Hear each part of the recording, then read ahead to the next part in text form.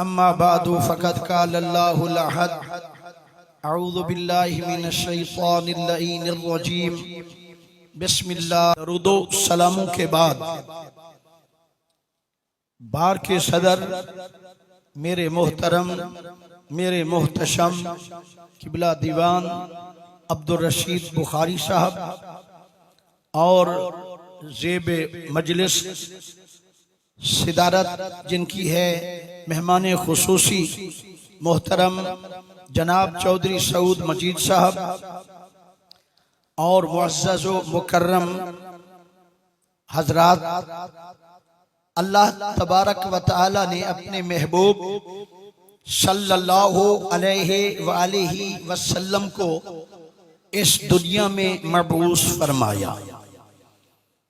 آخر میں سابقہ انبیاء علیہ السلام سے آخر میں ہمارے نبی صلی اللہ علیہ وآلہ وسلم کو مبعوث فرمایا، اور جس کا ذکر قرآن مجید میں متفرق مقامات پہ مختلف انداز میں مختلف الفاظ میں بیان فرمایا، تو جو حصہ تلاوت کیا اس میں بھی اللہ تبارک و تعالی نے اپنے نبی مکرم شفیع معظم خسرو خوباں سیاہ لا مکان عزیز مصر سمدیت مالک مملکت احدیت حضور حضرت احمد مجتبی محمد مصطفیٰ علیہ التحیت والثناء کی آمد کا، بعثت کا، مجیت کا، رسالت کا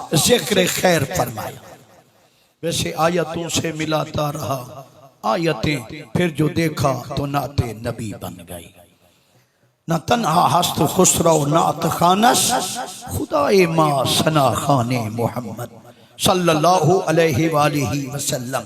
اللہ تعالیٰ نے ارشاد فرمایا انا ارسلناک، اے پیارے حبیب ہم نے آپ کو بھیج دیا، ہم نے آپ کو ارسال فرما دیا، بھیج دیا۔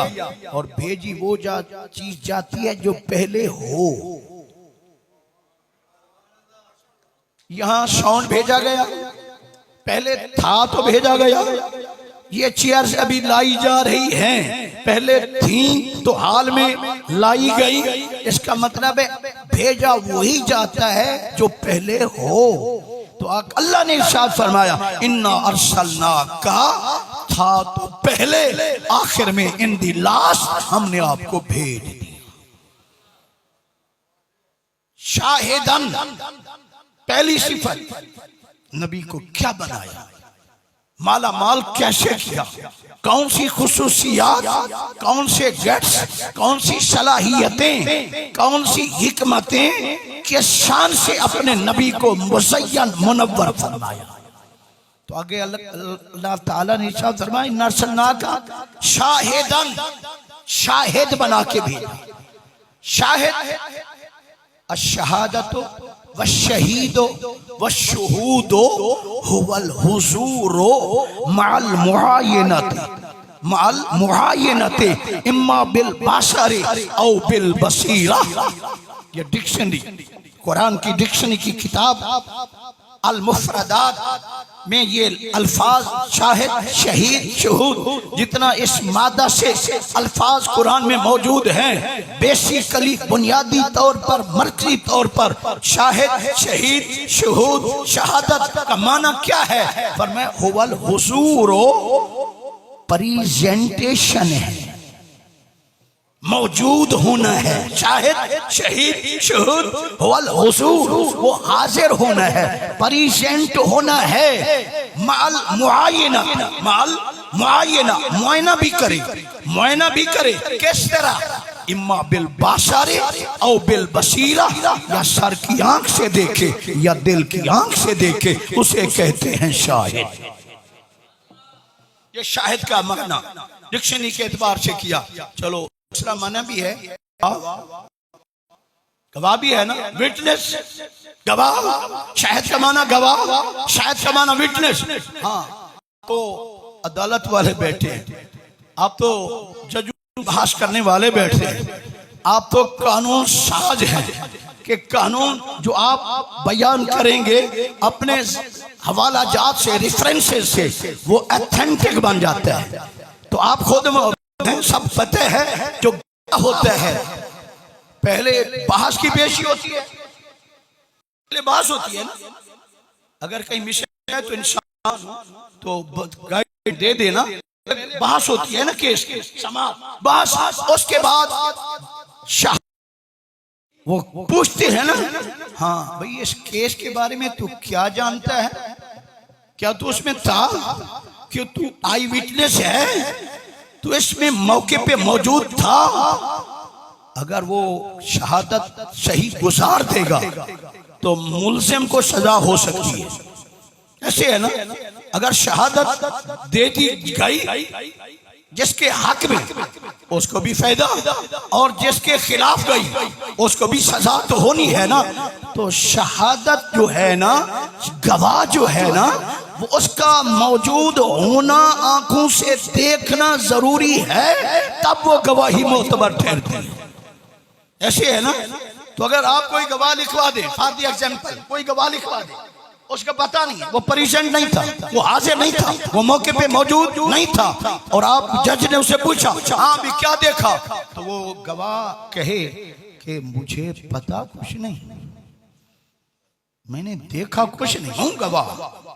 توجہ ہے نا، ہوں گواہ، مگر گواہی دینے آیا ہوں، مگر مجھے پتہ نہیں میں نے کیا دیکھا ہے کیا نہیں دیکھا، مجھے کسی چیز کا پتہ نہیں. ہاں اللہ نے نبی کو شاہد بنایا. اللہ تعالیٰ نے نبی صلی اللہ علیہ وسلم کو پہلی صفت بیان کی ہے نا، اِنَّا أَرْسَلْنَاكَ شَاهِدًا. ایک اور آیت میں اللہ تعالیٰ نے بیان فرمایا لِيَكُونَ لِلنَّاسِ وَيَكُونَ الرَّسُولُ عَلَيْكُمْ شَهِيدًا. اللہ فرماتا ہے میں نے نبی کو کیوں بھیجا، یہ گواہ ہے. کس کا گواہ ہے؟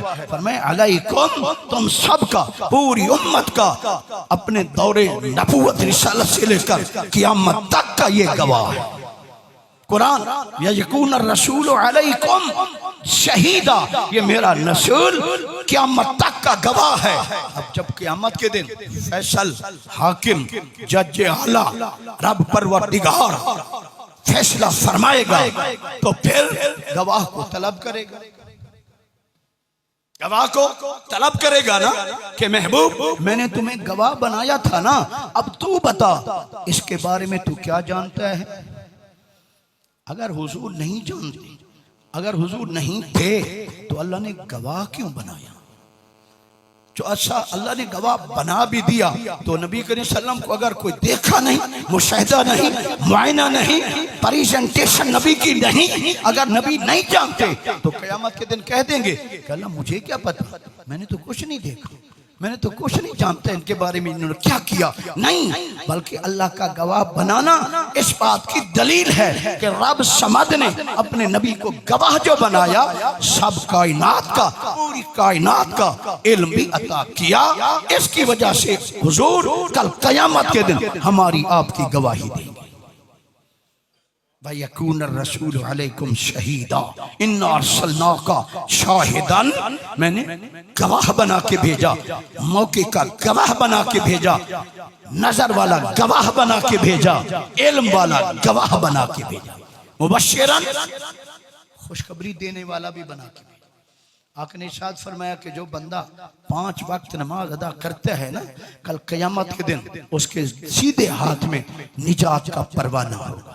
یہ بشارت ہے، خوشخبری ہے، نذیرہ، ڈرایا بھی ہے. یہ بھی صفات آقا کی. اللہ کے نبی صلی اللہ علیہ وسلم نے ارشاد فرمایا کل قیامت کے دن جس کے الٹے ہاتھ میں پروانہ ہوگا وہ جہنم کی ٹکٹ ہوگی، جہنم کا پروانہ ہوگا. آقا نے مبشر بھی تھے اور نذیر بھی ہیں، مبشر بھی ہیں، نذیر بھی ہیں، خوشخبری بھی دیتے ہیں، ڈراتے بھی ہیں.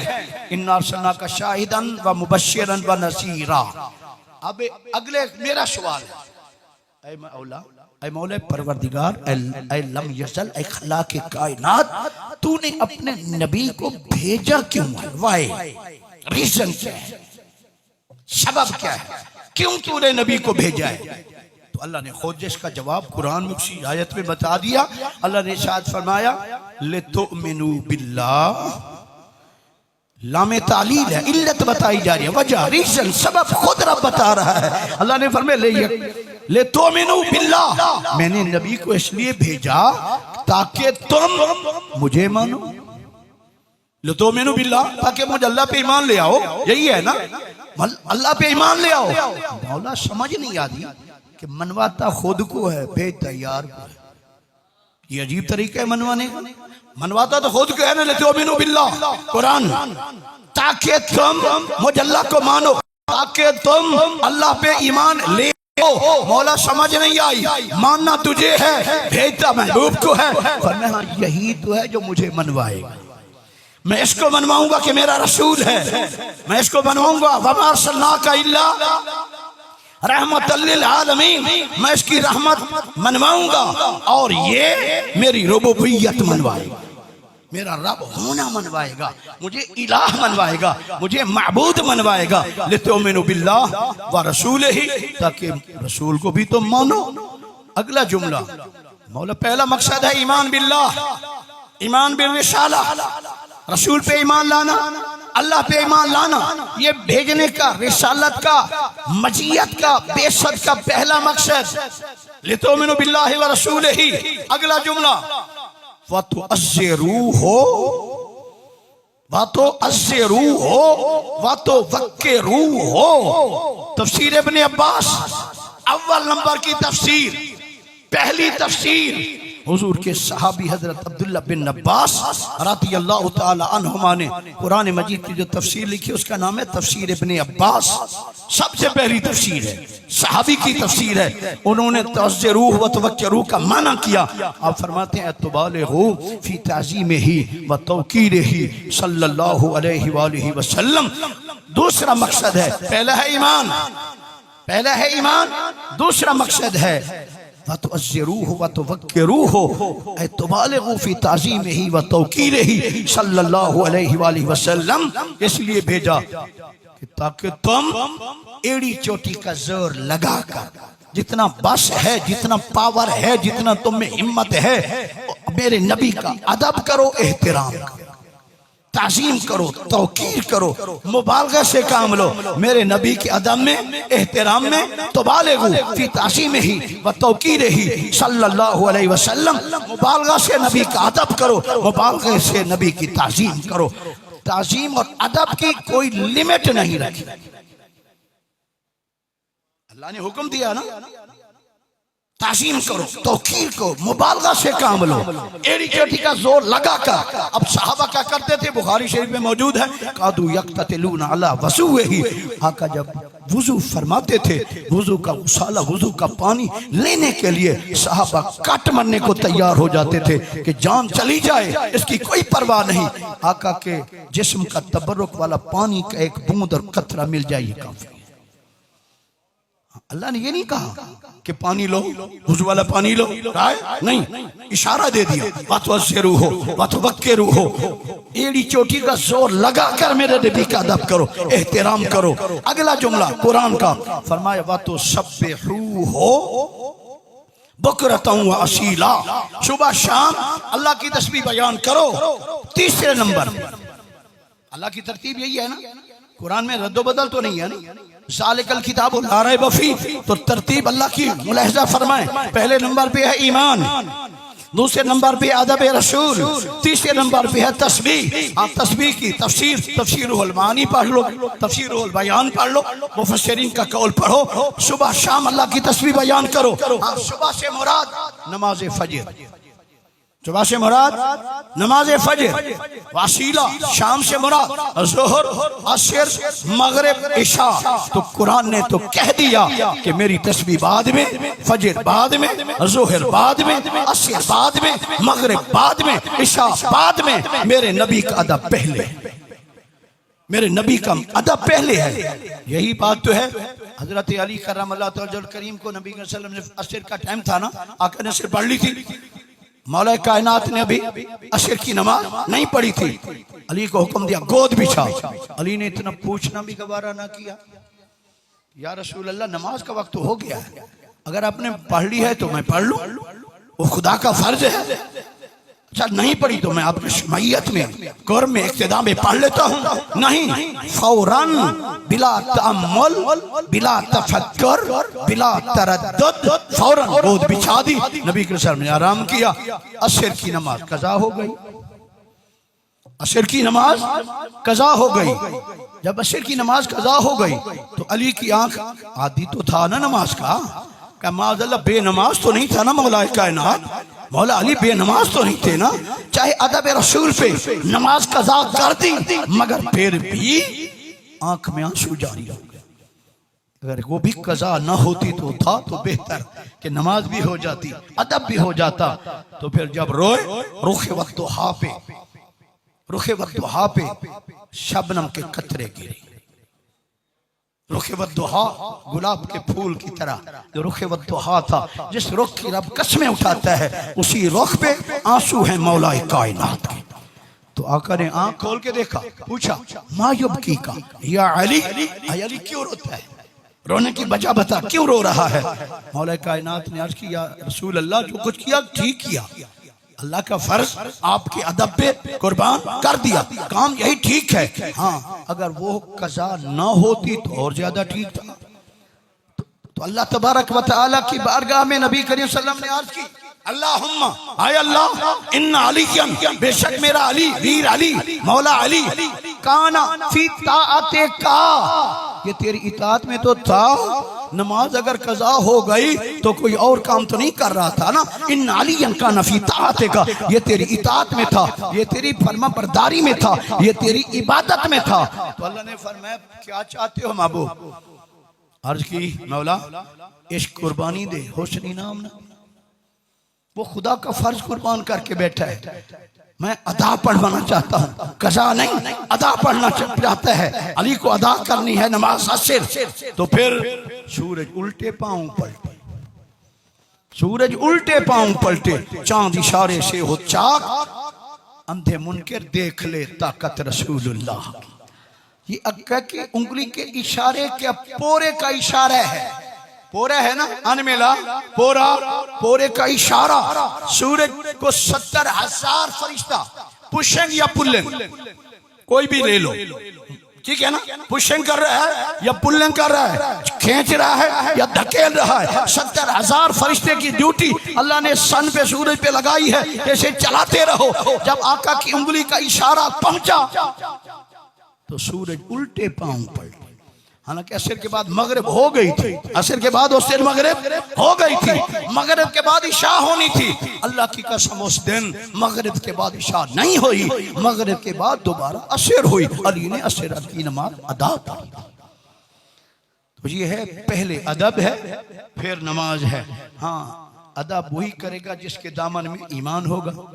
ایمان کے بعد ادب رسول، تعظیم رسول، توقیر رسول، اس کے بعد نماز پڑھو گے تو پھر نماز کا بھی مزہ تو آئے گا نا کہ اللہ کے محبوب کی اطاعت بھی ہو گئی اور پھر بندگی بھی ہو گئی.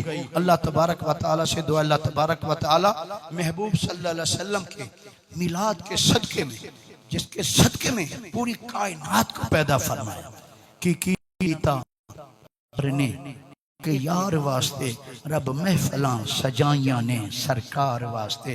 لولا کلمہ خلقت الافلاق، محبوب تو نہ ہوتا میں آسمان کو پیدا نہ کرتا. لولا کلمہ خلقت الارضین، تو نہ ہوتا میں زمین کو پیدا نہ کرتا. لولا کلمہ خلقت الدنیا، تو نہ ہوتا میں کائنات دنیا کو کبھی پیدا نہ کرتا.